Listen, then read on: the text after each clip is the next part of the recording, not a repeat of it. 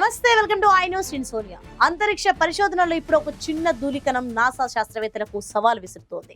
మనం భూమిపై చూసే మట్టిలా కాకుండా చంద్రునిపై ఉండే ధూళిగాజు ముక్కలంత పదునుగా ఉంటుంది. వ్యోమగాముల ప్రాణాలకే ముప్పుగా మారిన ఈ లూనార్ డస్ట్ సమస్యకు నాసా సరికొత్త పరిష్కారాన్ని కనుగొంది. ఆ ఆసక్తికర వివరాలు ఇప్పుడు చూద్దాం.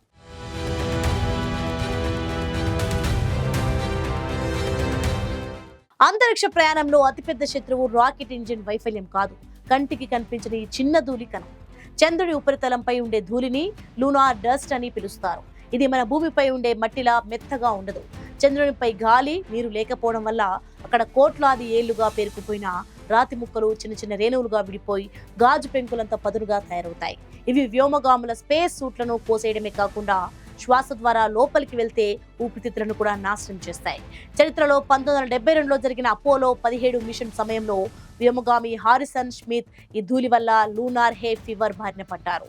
వ్యోమగాముల సూట్లకు అంటుకొని లోపలికి ప్రవేశించిన ఈ ధూళి కళ్ళు ఎర్రబడటం, గొంతులో మంట వంటి తీవ్రమైన అనారోగ్య సమస్యలను కలిగిస్తుంది.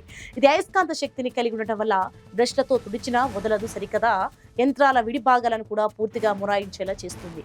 ఈ మృత్యు ధూళిని వదిలించుకోవడానికి నాసా శాస్త్రవేత్తలు ఇప్పుడు ఒక అద్భుతమైన సాంకేతికతను కనుగొన్నారు.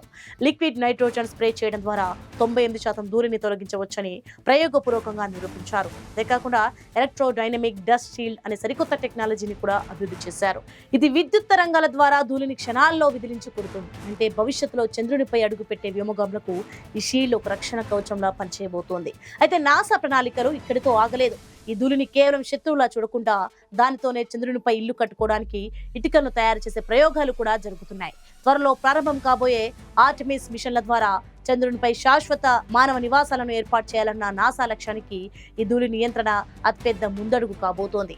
అంతరిక్షంలో మనిషి ప్రాణం సురక్షితం కావాలంటే ఈ మృత్యు కణాలను జయించాల్సిందే.